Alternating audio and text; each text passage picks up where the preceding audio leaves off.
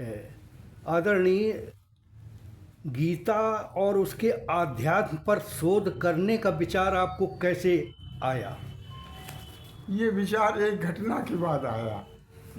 हमारे मित्र डॉक्टर राजा राम मिश्रा, भरवारी कॉलेज के प्रिंसिपल, एक दिन ये कहने लगे कि गीता को समझना बहुत मुश्किल है।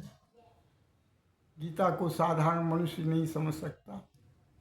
जिसने योग शास्त्र पढ़ा है, जिसने सांख्य शास्त्र की गहन अध्ययन किया है और जो अद्वैतवाद को जानता है, वो ही गीता को समझ सकता है।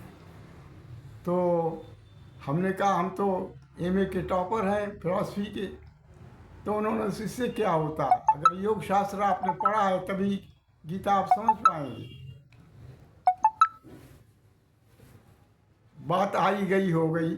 एक साल बाद हमारे मन में विचार आया कि मिश्रा जी क्या कह गए थे, जरा देखें कि योग शास्त्र गीता की कुंजी कैसे है।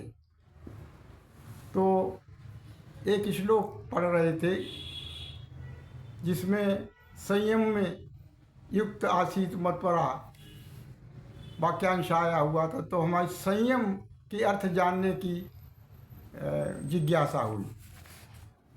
पातंजलि योग सूत्र पर एक पुस्तक थी हमारे पास, उसमें संयम की भाषा देखी। संयम, तो संयम के अर्थ निकले धारणा, ध्यान और समाधि।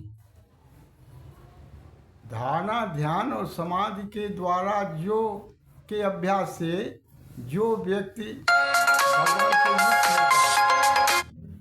भगवान से युक्त होता है और उनके मत पर हो जाता है, उसको वही मुक्ति का अधिकारी होता है।